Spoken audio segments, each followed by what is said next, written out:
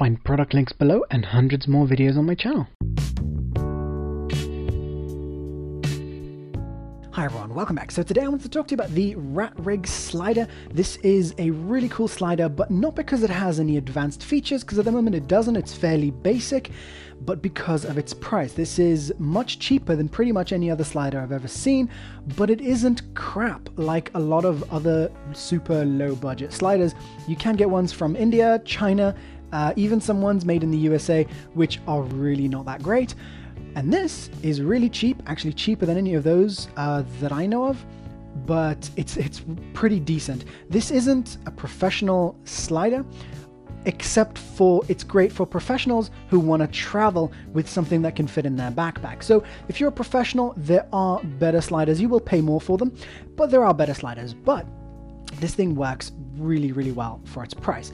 So I got the shortest one because I already have a larger slider, but I wanted something that can go in my backpack and not take up basically no weight and no extra size. I mean, I can connect this even to the outside of the backpack, and it doesn't even look like something expensive that someone would want to steal. And it isn't something expensive.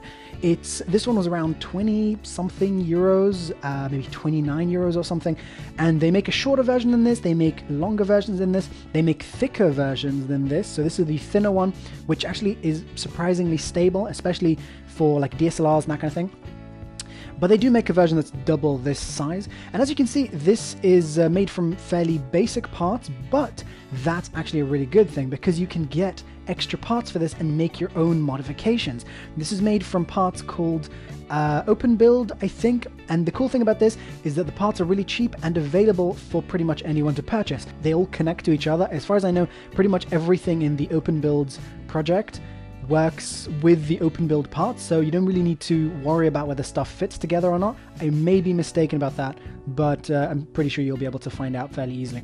So basically that means you can make your own add-ons for this, like a motor kit or whatever rotary weight system if you want to make one, etc. You can find loads of like hacks and stuff for sliders on my channel. Those aren't made with these parts, but you know, you could build something similar with these parts, I think. And as far as I know, these guys, RatRig, are actually going to make their own add-ons. So price-wise, these go from about 20 something euros to 99 euros last time I checked. So the 99 euros one was like their biggest slider with like the double the thickness of this. And another great thing about these is that no matter what length you choose, they're actually really low weight compared to some other sliders. Maybe not as low weight as like a carbon fiber slider, but actually lower weight than some carbon fiber sliders. Like the Cane TV slider, that one's carbon fiber, but it's not actually that lightweight. They are very smooth, very easy to adjust, meaning adjust the bearing system. A pair of pliers, and you can just adjust the tension of these wheels like that. If you request something, there's a pretty big chance that they'll be able to give you that request. For example, me and some other guys, we requested a 35 centimeter version, which we checked with our bag size and we were like, yeah, that's perfect. And then they just started selling a 35 centimeter version, as well as, you know, they changed some other stuff around. Something that's still missing from here, me and some other guys requested it, which hasn't been added yet, is a standard brake system. So right now the brake system is these little stoppers. These stoppers are useful. They're useful for preventing this thing from moving where you don't want it to, but a single brake would be much easier to use than, you know, turning these little things, rather than a brake right here on the unit itself that you can just lock and unlock. On this basic version, by the way, I'm pretty sure their big versions have brakes, but here they're trying to keep the cost as low as possible, so maybe they should make the brake an add-on item. But basically, I think you could also just make your own brake from parts that you buy from Open Builds. By the way, I'm not sure if Open Builds and RatRig are the same company. I'm not sure if like RatRig just buy the Open Build parts or if they're part of the Open Build project. But okay, so over here I've got it set up on a Gorillapod. Why would I do that? Well, first of all, it's crazy compact. I've spoken about the Gorillapod before. This is the Gorillapod Focus. Together, this first of all allows for more adjustability of the Gorillapod. So basically, if I want to have the camera slightly further forward, further back, whatever, it allows me to do that and still use a system that's very compact, and allows me to super quickly go between a shoulder rig and a tripod if I wanted to just have a non-moving shot, fairly low to the ground, or connect something, you know, sit this on something. and between a sort of shoulder rig. So I will have links to the video down below where there's tons of examples and explanation about using it as a shoulder rig. This sort of system is really nice and stable, really nice and compact, really quick to set up. And you can do something where you get even more stability. So you do something like this. As you can see, it's taking me a really short time between these like changes to different modes here. So within seconds, I'm using basically a different stabilization system, sort of. So, okay, so if I adjust this now, I'm going to adjust this little ball head. This is the Aputure ball head, great little ball head. Really tiny and really lightweight, but really nice and solid. So there we are. So this is probably the place where I'd have it, both for use like this, as more of a shoulder rig, and what I call a sort of body rig. So I do this, I place these close to me, and then I have both hands on the camera, meaning I can have easily, well, first of all, a lot of people really want an easy access to their record button. Another thing is the focus, obviously, as well as having so many points of contact to my body. That just gives this a ridiculously stable overall setup. So I've got connection points here, here, and here to my body. So basically wrapping all the way around my back. No? And both hands here, and then one at my eye. It's crazy stable and really usable. And then there are other things you can do with this, like actually connect this as a sort of point of view camera, similar to this, but you want to just connect it a little bit more tightly. Maybe also have a safety strap to make sure that if it falls, if you're using it hands-free, that if it falls, it's gonna stay on the strap and not hit the ground. Basically, this setup is really damn cool for when I need to travel and be super compact, or just have something in my hand when I want to film and go a long time walking, or be inconspicuous, meaning not stand out of the crowd too much with a massive tripod and slider and that kind of thing. So it's got a lot of uses. Most importantly, I can travel with this in my backpack or in a suitcase or whatever without feeling the weight of it. It's crazy lightweight, and this will work with DSLRs, or with something a bit larger than the A7 series cameras. All I have to do to use it as a tripod is just place it on the floor, and I can use it as a really low tripod just by doing this.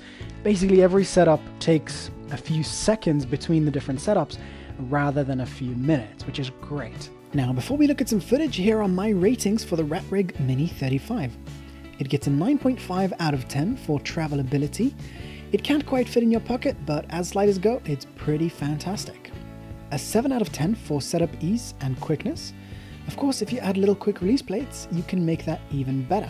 In my opinion, it doesn't have a very professional look and feel, but in my opinion, this also doesn't really matter. I get hired for the quality of my work, not the stylish looks of my equipment. 3 out of 10. Smoothness, 10 out of 10, no complaints at all. The Mini35 gets a 4 out of 10 for ease of speed control. This is different to my smoothness rating. Just like most other sliders that don't have a mechanical system to add drag, it's not very easy to make it go at a perfect speed unless you're a robot, no matter how smooth it is. It should be easy to improve this with some open build parts though. Value for money, 10 out of 10. They might even be the cheapest sliders on the market. Build quality, 8.5 out of 10. There are some pointy corners, but no big issues. The 1/4 inch connectors are surprisingly strong. For versatility, I give it a 10 out of 10 when used together with the Gorillapod Focus, otherwise it's pretty much the same as any other slider. It also gets a 10 out of 10 for modability. I can't wait to build some stuff from the open build parts. So my total score is something like a 9 out of 10. Should you buy it? I think so. If you need an ultra portable slider for travel, or a decent ultra low budget slider, absolutely. But if you're looking for a professional slider, consider upgrading to a Canova K2 or an eye-footed Shark, depending on your budget. See my reviews of those below. I've not used the larger sliders from RatRig, but I assume those would be pretty good too. I'll try and get one in for a review. Here is some test footage I shot using the same setup we looked at earlier, plus the Sony 16-50mm lens, used in crop mode on the A7S. It's a mix of slider shots, shoulder rig shots, and even some walking shots. Of course, no image stabilization of any kind was used here. The slider shots did take me 2 or 3 takes before getting a good shot, but never because of issues with the slider or the Gorillapod, only because there wasn't anything helping me to keep my speed perfect, and because I was working with a subject that just moved around however she wanted, and of course in very awkward angles in a muddy environment. So considering all that, I was really happy with the results and how easy it was to move around so quickly. As you can see, the slider shots are not 100% perfect. This system is very lightweight, so it's more difficult to do things like focus while sliding, because human errors and shakes show up in the image a lot more than they would with a heavier system. I expect this could be easily improved with some open build parts. I'll try to do some hacks and upload tutorials about them when I have some time. Now, I'm specifically talking about using this as a slider. When used as a shoulder rig, there aren't any issues, and actually this is probably the most stable shoulder rig that I've ever used. The size and weight difference between the Mini35 and my normal slider system is huge. This isn't a slider that I would bring with me to most paid shoots, but I would take it if I'm going to a remote location, in which case I would take a little bit longer to make sure that I got every shot perfect, and I also wouldn't be able to get the fancy shots that I do with my larger slider system. And of course, I would make sure this wasn't an issue for the client. I believe after some small improvements with the open build part, this could be an ultra-light slider that would give me perfect shots every time. This would allow me to save on weight for all my shoots, which is always a plus. I'll post some updates soon. Now I'll shut up so you can enjoy the music.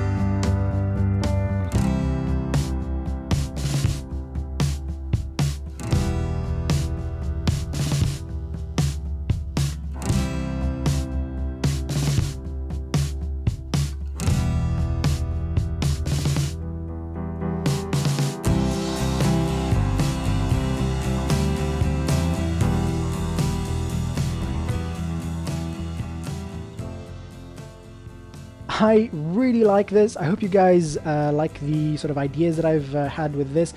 Feel free to ask me questions in the comments down below. I'll have links to all the stuff I've discussed in the description below. Thanks for watching. I'll see you guys soon. Don't forget to subscribe. Bye.